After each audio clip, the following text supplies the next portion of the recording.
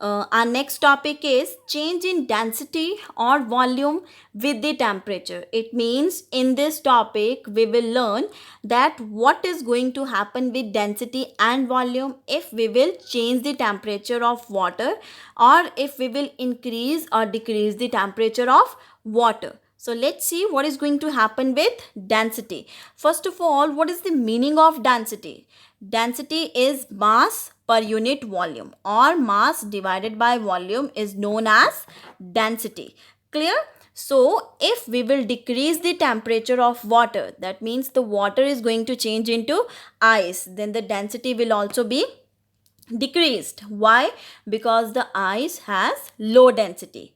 Clear? So if we'll increase the temperature, then again the density is going to decrease. Why?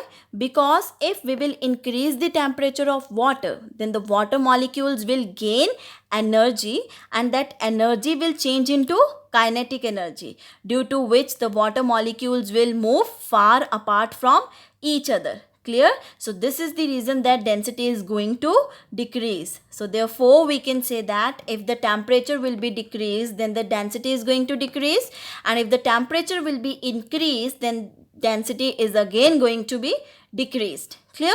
So now come to volume. If the temperature will be increased, then the volume is going to increase, and if the temperature will be decreased, then the volume is again going to increase. Clear? So therefore we can say that density is inversely proportional to volume. What does it mean? It means that if the density is low, then the volume will be high, and if the density is high, then the volume will be low. Now, there are few terms that are used in the formation of a solution. Solution means like when sugar is dissolved in water, then it is known as solution. Clear? So now there are few terms that are used in the formation of a solution. First one is solvent. What is the meaning of solvent? Solvent is a liquid which dissolves other substances in it. Clear? So we can say that solvent is always present in larger quantity, more amount. Clear? So for example, when common salt dissolves in water, then in that case water is in more amount, so therefore water is a solvent. So our second term is solute, a substance which dissolves in a liquid, which dissolve itself in a liquid, that is known as solute. For example, as I given in the case of solvent, the common salt is dissolved in water, and as I told you that solvent is always present in more amount, so we can say that solute is always present in less amount. So in that case salt is a solute and water is a solvent, as water is present in more amount and salt is present in less amount. So this is the difference between solvent and solute. Our next term is saturated solution, a solution which cannot dissolve more of a solute at a given temperature, that is known as saturated solution. Means it can dissolve only particular amount of solute only. Clear? So that is known as saturated solution. Now our next term is unsaturated solution. What is the meaning of unsaturated solution? A solution which has less amount of solute and has the tendency to dissolve more of it. It has less amount of solute, but it can dissolve more amount, so that solution is known as unsaturated solution. So what is the difference between saturated and unsaturated solution? Saturated solution can only dissolve particular amount of solute, that means it has no more tendency to dissolve the solute, and unsaturated solution means it still has tendency to dissolve the solute. Now our next topic is solubility of substance. How we can find out the solubility of a particular substance. So first of all, what is the definition? From definition only we can clear that how we can find out the solubility of a substance. So the maximum amount of solute, as you know, in this case it's 20 gram and it's 100 gram. As I told you that the thing or the which is present in less amount, that is solute, and the thing or salt that is present in more amount, that is solvent. Clear? So here the salt is 20 gram, so it's solute, and the water is 100 gram, so it's solvent. Clear? So what is solubility? The maximum amount. What is the maximum amount over here? That is 20 gram. The maximum amount of solute present in 100 gram of water at a particular given temperature. What is the given temperature over here? 20 degrees Celsius. Clear? Then it forms a saturated solution, that is known as solubility of a particular substance. So here what is the solubility? 20 gram, that is the maximum amount of solute dissolved in 100 gram of water. So 20 gram divided by 100 gram is the solubility of a substance. So I repeat once again, solubility of a substance means the maximum amount of solute dissolved in 100 gram of water at 20 degrees Celsius forms a saturated solution, that is known as solubility of a substance. So here the solubility of a substance is 20 gram divided by 100 gram at 20 degrees Celsius.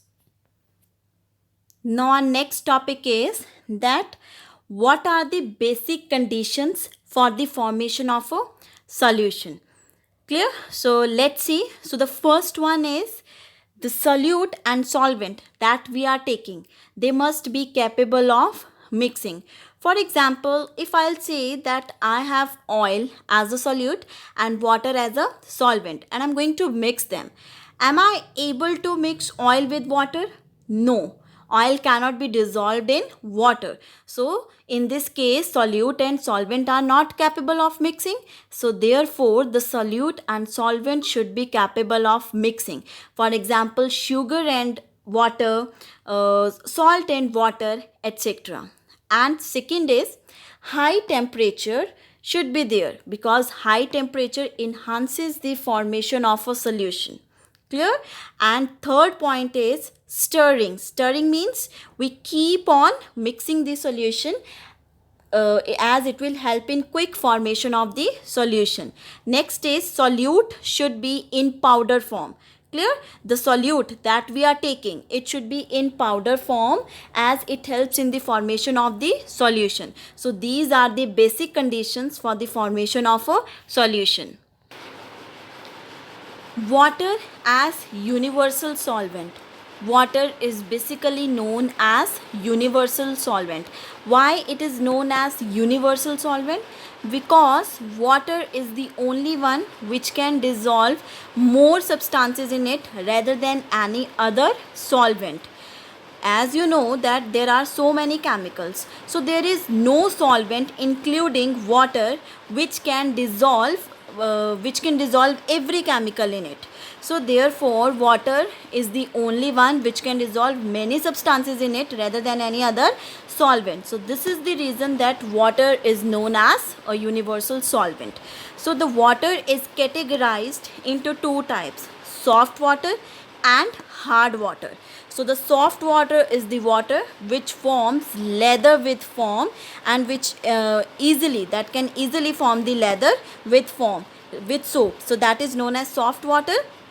And whereas hard water which does not form leather with soap, that is known as hard water. The examples of soft water are rainwater, distilled water. These both are pure water. So and examples of hard water are well water and spring water. So there are two terms, soluble substances and insoluble substances. As we have done this topic in our previous class also. What are soluble substances? The substances which can easily dissolve in water are known as soluble substances, and the substances which do not dissolve in water are known as insoluble substances. Now our next topic is purification of water. How we can pure the water.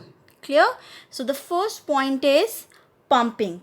So the water from rivers and lakes is fed into pumping station which is pumped into big reservoirs. Clear? So what is the first point? First of all, the water from the lakes or rivers is pumped into the big water stations or pumping stations, we can say.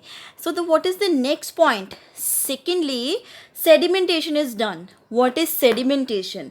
Water is collected in reservoirs. After that, heavy particles settle down in the tank, and chemicals like alum are added to speed up the process of sedimentation. They are just added to speed up, so that the speed of the process can be increased. Clear? So for what is the first point? First of all, the pumping is done. Then after that, sedimentation is done, in which the heavy particles will settle down in the tank. And after that, decantation is done. In decantation, the clean water is decant off to the next chamber for further filtration. As we have done in the previous class, the meaning of decantation is that the clear water is taken out for the further filtration. Clear? Now the next process is filtration. Then it is sent for the filtration. After sedimentation, the water is filtered through a clean sand bed to remove the finer suspended particles. Clear? After this process, the water is filtered.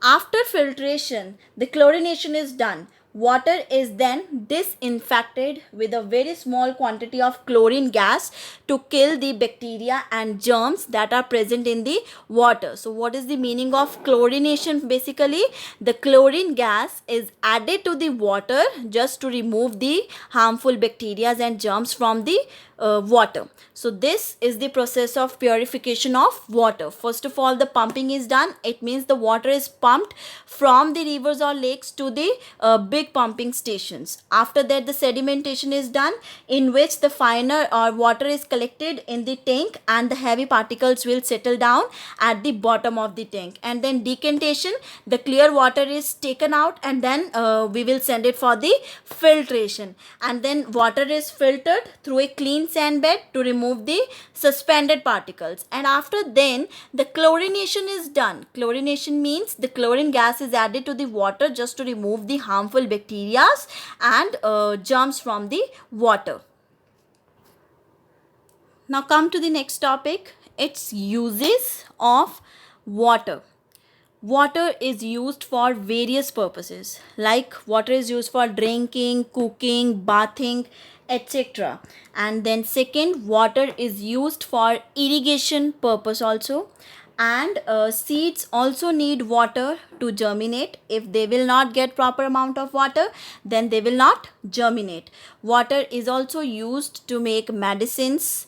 Water is used in the process of photosynthesis also. Plants need water to make their food by the process of photosynthesis. So there are many other uses of water also. Water is used for producing hydroelectric power. Clear? So these are the main uses of water.